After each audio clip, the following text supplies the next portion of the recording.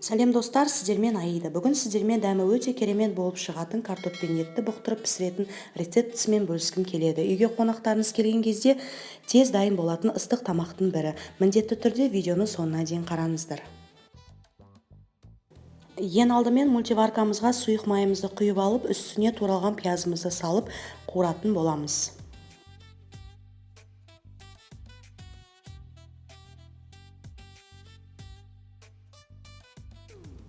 Пиязымызды қуырып болғаннан кейін үстіне сиыр етін салып 20 минут қуырып аламыз.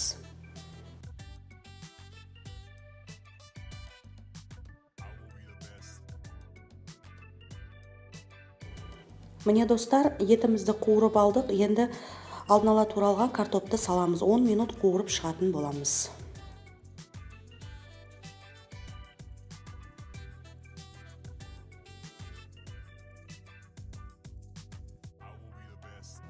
Сосын қуырып болғаннан кейін үстіне дәміне қарай тұзымызды сеуіп шығатын боламыз.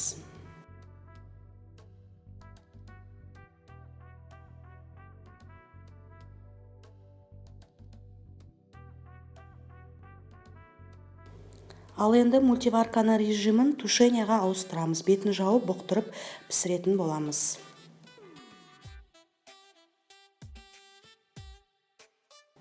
Мен мультиварканың уақытын 45 минутқа бастым, бірақ картоп пен ет менде 30 минутта пісіп шықты.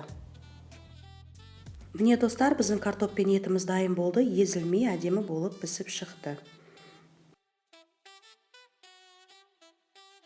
Картоп пен етіміздің дәмі өте керемет болып шыққан. Менің арнама тіркеліп, лайк басып пікір қалдыруды және қоңырауша белгісін басуды ұмытпаңыздар. Келесіде бұдан да көп рецептермен бөлісетін боламын.